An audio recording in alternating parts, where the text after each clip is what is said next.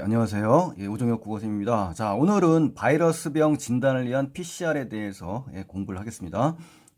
주제는요, 바이러스 감염 여부 진단을 위해서 PCR과 실시간 PCR의 원리를 이제 공부하는 겁니다. 그러니까 이 바이러스 감염 여부 진단을 위한 두 가지 원리를 이제 공부하는 거예요.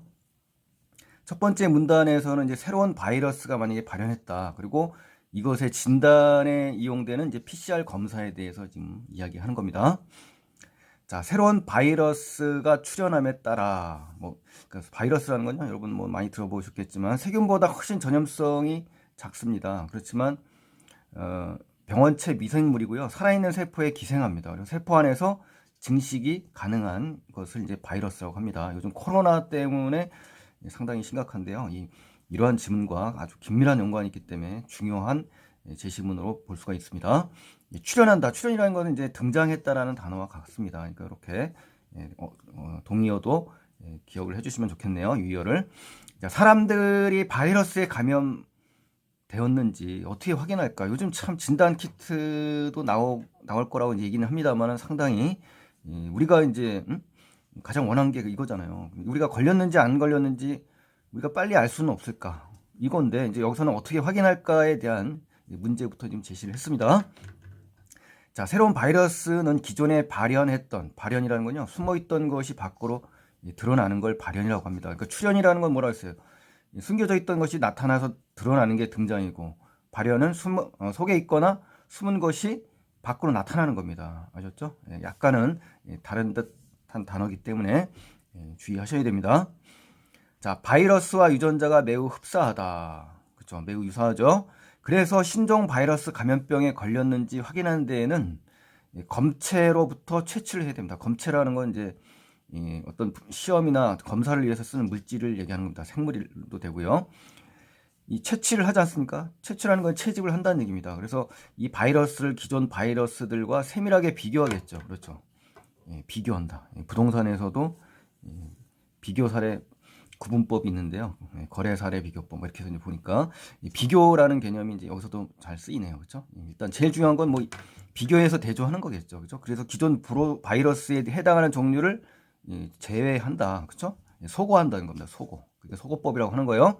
그래서 바이러스 출현 초기에는 어떻다? 주로 사용한다. 그러니까 이 바이러스가 출현을 했습니다. 등장을 했을 때 초기에 사용되는 게 뭐다? 소거법이다. 소거법. 아셨죠? 이렇게 초기라고 하는 걸로 봐서는 참 어떻습니까? 이 글의 어떤 중요하게 다뤄야 할 부분은 아니겠죠. 그죠? 하지만 바로 이 뒷부분, 뒷부분을 잘 보셔야 돼요. 이 문단에서는. 이 소거법은 신종 바이러스 의심 환자의 검체로부터 채취한 유전자. 자, 유전자라는 것은 DNA상의 염기 배열 방식을 유전자라고 합니다. 생명체 안에서 마치 설계도와 같은 역할을 하는 겁니다. 우리 인체. 아셨죠? 그래서 기존 바이러스 유전자와 일일이 하나하나 대조해야 되니까 얼마나 귀찮습니까? 최종 확인까지 어때요? 또 많은 시간이 소요됩니다. 그래서 이러한 단점과 한계가 있다 이겁니다. 그렇죠? 그렇다면 다른 방법을 찾아야겠죠. 그렇죠? 그래서 이때 사용되는 방법이 이제 PCR 검사다라는 거죠. 이렇게 하나하나 대조하는 것이. 그래서 신종 바이러스의 유전자 정보가 공개되면, 자, 유전자 정보라는 것은 관찰이나 측정을 통해서 수집한 자료를 실제 문제에 도움이 될 수 있도록 정리한 지식을 정보라고 합니다. 그러니까 아까 말했던 이 유전자, 그렇죠? 생명체의 설계도에 해당되는 이 정보, 이를 얘기하는 것이 바로 유전자 정보예요. 그래서 이게 만약에 공개가 되면, 그렇죠? 기존의 다른 바이러스와 비교하지 않아도 어때요? 감염 여부를 파악할 수 있는 비교 대상이 생겨서 어때요? 빠른 진단이 가능하게 되는 겁니다. 아셨죠? 그래서 이게 바로 이제 PCR 검사 그리고 유전자 정보를 공개하면은 빠른 진단이 가능할 수 있다. 이런 얘기를 하는 거예요. 그래서 소거법은 이제 새로운 바이러스가 출현했을 때 초기에 주로 사용되는 것이고, 신종 바이러스 감염병에 걸렸는지 확인하는데 새로운 바이러스가 출현했을 때 검체로부터 채취한 바이러스를 어때요? 기존 바이러스들과 세밀하게 비교해야 되겠죠. 그래서 기존의 바이러스에 해당하는 종류를 하나하나 제외해 나가는 소거법이 바로 이 소거법입니다. 근데 소거법은 이제 신종 바이러스 유전자 정보가 공개되기 이전에 주로 사용되는 거죠. 유전자 정보가 공개되면 소거법을 쓸 필요가 없다 이런 얘기입니다. 그래서 지금은 소거법과 PCR 검사에 대해서 지금 설명을 한 거예요. 그러면 이제 PCR을 위해서 필요한 물질은 뭐냐 이렇게 되는 거죠. 그래서 PCR은 중합 효소 연쇄 반응의 약자라고 합니다. 지금 용어가 중합 효소 연쇄 반응. 근데 이 DNA 원하는 부분은 어때요? 복제하는 거죠. 복제라는 건 복사한다는 얘기예요. 그래서 증폭을 시킨다. 범위를 넓힌다는 얘기죠. 원하는 부분을 복제해서 증폭시킨다. 그런 것이 바로 분자 생물학적 기술이 바로 PCR이라는 겁니다. 그래서 PCR이라는 건요, 특정 표적이 있어요. 특별히 정한 목표로 삼는 대상이 뚜렷하게 있다는 겁니다. 그래서 그 유전 물질을 증폭시키겠죠. 그래서 미량의 아주 작은 양의 DNA 용액에서 특정한 DNA 단편. 자, 단편이라는 것은 파편이라고도 할 수 있는 조각이에요. 전체 중에 어떤 부분에 국한된 조각이에요. 이 DNA 단편만을 어때요? 선택적으로 증폭시킨다. 그러니까 선택적으로 골라내서 증폭시키는 것이 바로 PCR이라는 겁니다. 그래서 이 PCR을 위해서 필요한 물질이 뭐냐? 주형 DNA, 프라이머, DNA 중합효소, DNP 등이 있다라는 겁니다. 그래서 우리 네 가지가 지금 소개되어 있거든요. 그러니까 네 가지 특징을 정확하게 비교 구분하실 줄 아셔야 됩니다. 자, 먼저 주형 DNA입니다. 주형 DNA. 첫 번째로 나온 이 주형 DNA는요. 이 주형이란 말부터 알고 계시면 더 편할 것 같아요. 거푸집 아시죠, 여러분? 거푸집. 그러니까 어떤 그 쇠붙일 녹여 부어서 물건을 만들 때 그 틀로 쓰는 게 주형이라는 겁니다. 그래서 DNA도 그런 주형이라는 말을 썼거든요. 그러니까 여기서 이제 단어 자체에서 연상이 되죠. 이 검체로부터 채취한 바이러스 DNA로서 증폭시키고자 하는 바이러스의 유전 물질이라는 거죠. 다시 한번요. 주형 그 DNA는 뭐다? 검체로부터 채취한 바이러스 DNA로서 증폭시키고자 하는 바이러스의 유전 물질이다. 그렇죠. 그러니까 검체로부터 채취한 바이러스라는 거죠. 이게 바로 주형 DNA다. 이렇게 보시면 되고요. 프라이머는 뭐냐? 프라이머는 이제 사전적인 용어는 뭐 중합체 합성의 초기에 필요한 짧은 절편이 프라이머라고 합니다. 그러니까 PCR 과정에서 뭡니까? DNA 복제, 출발점, 시작점이 된다는 얘기입니다. 그래서 이 짧아요. 길이도. 유전자가 짧습니다. 그래서 이거를 PCR이라고 한다. 이렇게 기억하시면 좋겠네요. 그러니까 복제할 부분 위치를 지정해주는 역할을 하는 것이 바로 뭐다? 프라이머다라고 기억하시면 좋겠고요. 세 번째는 뭐냐? DNTP인데요. 당이나 인산, 염기로 이루어졌대요. 그래서 이것들이 PCR 과정에서 풀려있는 단일 가닥의 DNA에 이제 결합하는 겁니다. 결합이라는 단어를 유념하셔야 되는데요. 단일 가닥의 DNA에 결합해서 다시 어떻다?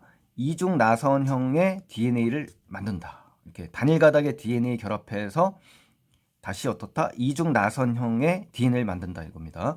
이때 결합이 이루어지도록 촉매 역할, 이 촉매. 여러분 촉매 잘 아시죠? 화학 반응을 빠르게 하거나 늦추는 작용을 합니다. 그 자신은 변하지 않지만 이 촉매 역할을 하는 게 뭐다? DNA 중합 효소라는 겁니다. 그래서 DNA 중합 효소까지 정확하게 아시면 좋겠습니다. 이게 뭐냐면요. DNA 복제를 돕는 효소가 바로 DNA 중합 효소예요. 자, 그렇다면 이제 여기 정리를 해볼까요? 첫 번째로 알아야 될 개념이 DNTP는 PCR 과정에서 이중 나선 구조 형성을 위한 촉매 역할을 한다? 이렇게 하면 이제 틀린다는 거죠. 왜? DNTP는 당, 인산, 염기로 이루어진 물질이고요. 단일 가닥의 DNA에 결합하는 겁니다. 그러니까 단일 가닥의 DNA에 결합하는 것이 뭐다? DNTP고요. 이 결합과 관련해서 촉매 작용을 한다. 촉매라는 말이 나오면 그것은 뭐다? 여기 나오는 DNA 중합효소라는 겁니다. 그래서 DNTP가 촉매 작용을 한지는 여기서 나와 있지 않기 때문에 해당 사항이 아닌 겁니다. 아셨죠? 네, 그래서 효소 작용을 하는 것은 중합효소다. DNA 이렇게 기억을 꼭 해주셔야 됩니다. 자, 그럼 이제 이 페이지에 가시면요. 3문단이 나옵니다. 3문단에 가시면 여기 뭐냐? PCR 과정을 이루는 변성, 결합, 신장 이런 3단계가 나오고요. 그 원리에 대해서 공부를 합니다. PCR 과정은 이제 그림과 같이 변성, 결합, 신장 3단계로 이루어져 있습니다. 자, 이 그림이 이 뒷장에 이제 빠져 있네요. 이 부분에 있는데 여러분 그 수능 특강 책에 보면 이렇게 그림이 나와 있습니다. 자, DNA는 2개의 단일 가닥이 있잖아요, 원래. 그래서 수소 결합으로 1개의 이중 나선이라는 것은 이제 빙빙 비틀려져 있는 겁니다. 소라 껍데기처럼 나선 모양이에요. 이중으로 돼 있다는 얘기죠. 1개의 이중 나선 구조를 이루고 있다. 그래서 이 수소결합은 열에 약하다고 합니다. 열에 굉장히 약하고 섭씨 95도 정도의 높은 온도로 가열하게 되면 수소결합이 결국은 끊어져 버린다고 합니다. 그래서 염기 사이에 이 수소결합이 끊어지고요. 하나의 DNA는 어떻게 된다?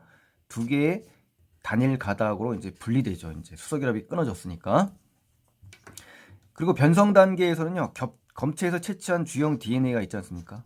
이 이중 나선 구조가 이제 풀어지는 겁니다. 변성 단계에서는. 그래서 두 개의 단일 가닥으로 이제 분리가 되는 겁니다. 자, 그 다음에 이제 결합 단계는 뭐냐? 결합 단계. 결합 단계에서는 섭씨 그 55에서 60도 정도라고 합니다. 이 프라이머가 단일 가닥 DNA 특정 부분에 가서 이제 여기서부터는 분리되는 게 아니라 뭐다? 결합된다. 변성 단계에서는 분리되고 결합 단계에서는 결합된다. 말 그대로잖아요.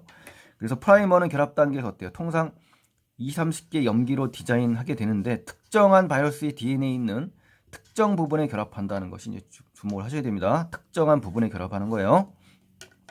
그리고 이제 신장 단계인데요. 신장이란 말 자체가 뭡니까? 세력이 막 늘어나는 거거든요. 이게 발전 단계란 얘기입니다. 그래서 변성, 결합, 신장. 이 섭씨 72도 정도입니다. 그래서 이 온도에서 이루어지고요. 결합 단계에서 프라이머가 붙은 다음 위치부터 어때요? DNDP가 단일 가닥 DNA 염기에 결합하는 겁니다. 그래서 이중 나선 DNA가 만들어지도록 하는 것이 신장 단계입니다. 그러니까 여기서 조심하실 거 72도씨.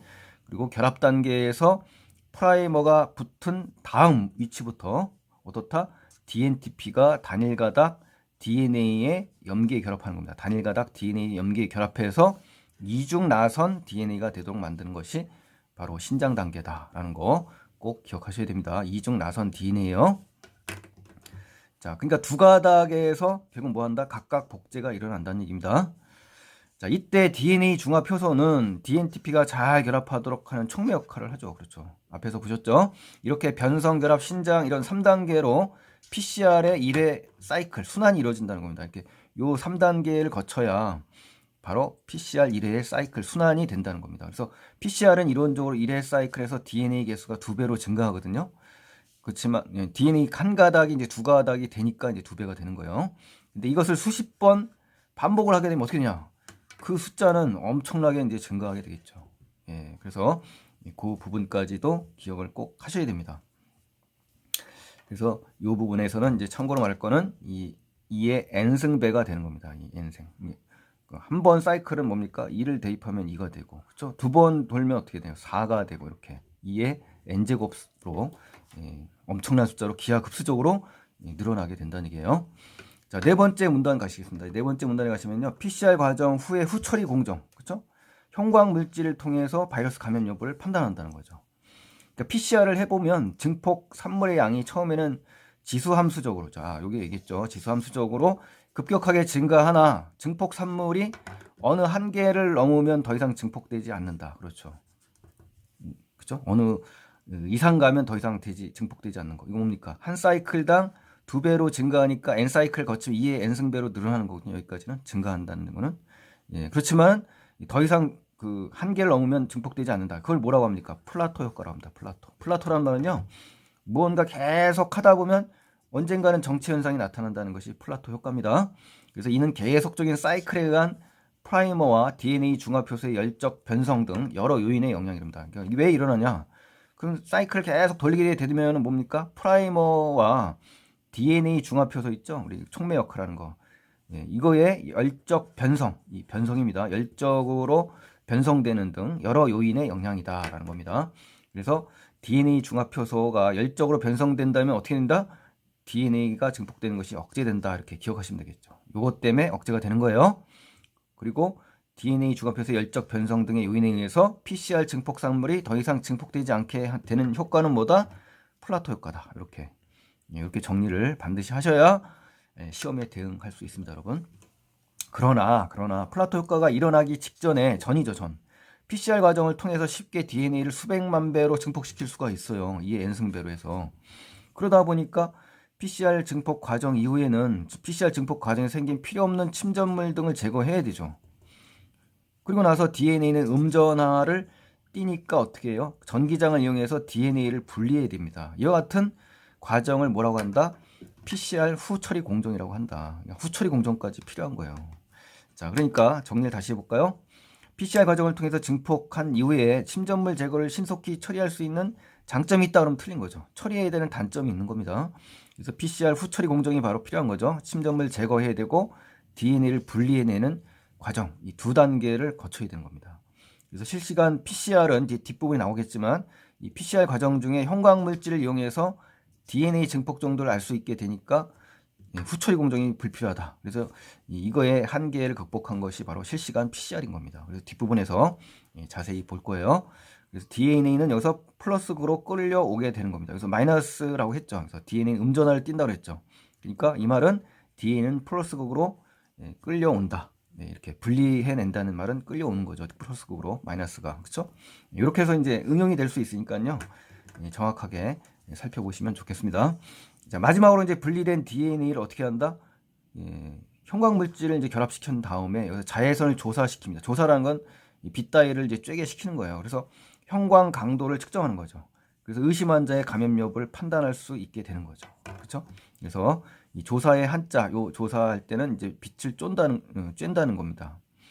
그리고 요 조사는 뭡니까? 대조해서 자세히 살펴보거나 찾아본다. 요 사자, 우리 감사, 조사 이럴 때 쓰는 거예요. 자, 1번에 보시면 이제 형광 물질은 어떻습니까? 이중 나선 DNA 결합하죠. 그리고 나서 자외선 조사 없이도 형광 현상을 일으킨다. 아니죠. 조사가 없으면 안 됩니다.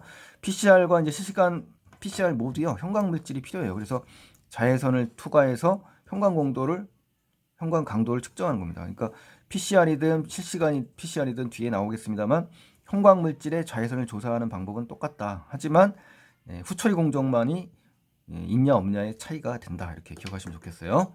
형광 물질이 만약에 자외선 조사 없이 형광 현상을 일으키는지 여부는 또 여기 이 글에 나타나 있지 않기 때문에 그래요. 자, 그럼 다섯 번째 문단을 가겠습니다. 전통적인 PCR과 실시간 PCR의 차이점이 뭐냐? 그럼 앞에서 얘기한 PCR은 전통적인 방법이었다는 거네요. 그렇죠? 근데 이제 지금 이야기할 부분은 이제 실시간 PCR에 주목을 하셔서 이 두 PCR의 차이점이 뭔지 파악을 하셔야 되겠죠. 이러한 PCR 과정 후 처리 공정이 필요하죠. 형광 강도 측정 이렇게 3단계 과정을 거치는 걸 공부했어요. 그 진단을 시행하는데 필요한 시간은 약 보통 4시간에서 6시간이라고 합니다. 하지만 바이러스에 의한 전염병 확산이 급속히 이루어지게 되는 경우에는 어때요? 빨리 지금 진단을 해야 되지 않습니까? 그렇죠? 빠른 진단이 필요하죠. 전염되기 전에. 자, 3페이지로 가겠습니다. 그래서 이에 최근에 각광을 받는 것이 있대요. 각광이라는 것은 이제 주목받거나 관심을 받는 그러한 사용 방법이 필요하겠죠. 그게 바로 실시간 PCR입니다. 실시간이란 말이 붙는 거예요. PCR에서 전통적인 PCR에서 실시간으로 이제 바뀐 겁니다. 그래서 이 실시간 PCR은 후처리 공정이 필요하지 않아요. 그러니까 어떻습니까? 시간이 경제적이겠죠. 시간이 빨리 진단이 될 수 있다는 거겠죠. 그러니까 PCR 과정 후 바로 형광 강도 측정으로 진단하니까 한 단계 과정을 거치지 않기 때문에 2시간, 그렇죠? 2시간 이내로 아주 시간을 확 줄여버린 겁니다. 그래서 빠른 진단이 가능하다는 장점이 있죠. 또 뭐가 있다? 검체로부터 채취한 샘플 안에서 우리가 앞에서 얘기했던 바이러스의 주형 DNA 있죠. 이 검체로부터 채취한 바이러스 DNA를 주형 DNA라고 합니다. 이걸 양을 알 수 있다는 거예요. 얼마나 있는지. 그래서 이런 부가적인, 첨가적인 장점이 아울러 또 있다. 그래서 장점 두 가지를 꼭 기억하셔야 되겠네요. 그렇죠? 실시간 PCR에는 검체 샘플의 초기 주형 DNA 양을 알 수 있다는 거. 그리고 신속하게 진단이 가능하다는 거. 이 두 가지 장점을 꼭 기억하세요. 그 다음에 이제 실시간 PCR에는 PCR 과정 중에 형광 물질의 자외선을 조사하지 않습니까? 그럼 DNA가 얼마나 증폭됐는지를 알 수가 있는 겁니다. 자, 그러니까 전통적인 PCR은 반응이 완료된 이후에 후처리 공정까지 맞춰야 최종 산물의 양을 알 수 있는 겁니다. 아셨죠? 그러니까 실시간 PCR과의 차이점을 반드시 아셔야 됩니다. 그러니까 형광 물질은 똑같이 PCR 과정과 똑같이 동일하게 해야 되는 겁니다. 자, 사이클이 증가하면 어때요? 검출 1개 이상의 DNA가 복제되었을 때, 자, 검출 1개라는 건요, 기기가 검출할 수 있는 최소의 DNA 농도를 얘기하는 겁니다. 그래서 일정 수준 이상의 형광이 측정이 되죠. 그러니까 형광을 관찰하게 되면 감염 여부를 실시간으로 빨리 알 수 있다는 겁니다. 그래서 실시간 PCR을 사용하게 되면 PCR 과정 중에 형광 물질을 이용해서 어때요? DNA 증폭 정도를 알 수 있고 후처리 공정이 불필요하다는 것을 알 수가 있습니다. 그리고 두 번째, 바이러스 감염 여부는 전기적으로 DNA를 분리하는 과정을 거치고 난 후에 알 수 있다? 이건 틀린 거죠. 예, 실시간 PCR은 후처리 공정이 필요하지 않습니다. 그렇기 때문에 DNA를 분리하는 과정을 거치지 않는 겁니다. 아셨죠? 예, 전통적인 PCR인 경우에만 그런 거고요. 자, 네 번째는 이제 PCR 과정 중에 형광 물질의 자외선을 조사하여 바이러스 감염 여부를 실시간 알 수 있는 것이 바로 실시간 PCR의 특징이 되겠습니다. 그래서 네 가지 OX 문제를 정확하게 확인하셔야 됩니다. 그리고 여러분 수능 특강 책에 자세히 나온 이 그림 있죠? 이 그림도 이해하셔야 돼요. 이 부분을 갖다 변성하게 되면 이렇게 이 부분이 이제 변해서 끊어져 있지 않습니까? 그리고 결합이 되면 이 끊어진 부분이 결합이 되는 겁니다. 이렇게 해서요. 예, 이렇게 해서 결합이 된다라는 것을 아시고요. 여기 이 짧은 막대기 모양 있죠? 이게 바로 프라이머입니다. 아셨죠? 예, 그 신장 단계는 이제 어떻다 발달이 된다 그랬죠. 그러니까 이게 지금 어떻습니까? 두 개로 지금 증폭이 된 겁니다. 자, 이렇게 해서 그림까지도 기억을 해주시면 좋겠습니다. 자, 여섯 번째 단락으로 가겠습니다. 실시간 PCR의 초기 주형 DNA 농도를 알아내는 방법입니다. 그래서 여러 농도로 희석해서 만든 각각의 표준 샘플에 대해서 실시간 PCR을 시자면요. 표준 샘플의 초기 주형 DNA 농도가 클수록 더 작은 증폭 사이클 횟수에 기기가 검출할 수 있는 최소의 DNA 농도에 빠르게 도달하게 된다. 자, 말은 복잡하지만 결국 뭡니까? 이미 양이 많아지면 그것에 2n배를 했다 하더라도 2n승배를 했다 해도 작은 사이클 횟수에서 검출 가능한 최소 DNA 농도에 빨리 도달하게 된다는 겁니다. 농도가 클수록 더 작은 증폭 사이클 횟수가 된다는 거죠. 농도와 사이클 횟수는 반비례한다 이렇게 생각하시면 되겠네요. 자, 그 다음에 이제 형광현상을 이용해서, 그렇죠? 형광현상에서 기기가 검출할 수 있는 최소의 DNA 농도에 도달하는 사이클 횟수를 뭐라고 하냐? 바로 역치 사이클이라는 개념이 나옵니다. 역치 사이클. 자, 이게 뭐냐? 이때 표준 샘플의 농도의 로그를 취한 값이래요. 그래서 역치 사이클은 일정한 관계를 갖게 된다. 이 말은 뭐냐면요. 이 표준 샘플의 주형 DNA 있지 않습니까? 그 농도가 크면 클수록 이 역치 사이클 횟수는 적어진다. 반비례한다라고 보시면 되겠네요. 이 개념과 뭐 별로 다른 바가 없는 거예요. 따라서 어떻게 검체로부터 채취한 샘플의 증폭 과정에서 역치 사이클을 구하게 되면 검체 초기 주형 DNA 농도를 알 수가 있는 겁니다. 자, 여기서 조심하실 거는 어디에서 검체로부터 채취한 거예요. 그러면은 초기 주형 DNA 농도를 아는 건데 이걸 뒤바꾸면 큰일 난다는 겁니다. 아셨죠? 예. 보실까요? 예, 희석해서 만든 표준 샘플의 농도에 로그를 취하면 이 값이 크면 클수록 역치 사이클은 더 작아진다. 이렇게 꼭 기억하시고요. 초기 주형 DNA 농도가 크면 클수록 검출할 수 있는 최소의 DNA 농도에 빠르게 도달하는 겁니다. 농도가 클수록 빠르게 도달하고 사이클 횟수는 더 작아진다는 얘기예요. 예. 그리고 표준 샘플의 농도의 로그를 취한 값과 역치 사이클은 그러니까 일정한 관계를 갖게 되는 거겠죠. 그렇게 되다 보니까 검체로부터 채취한 거예요. 샘플의 증폭 과정에서 역치 사이클 구하면 뭘 알 수 있다?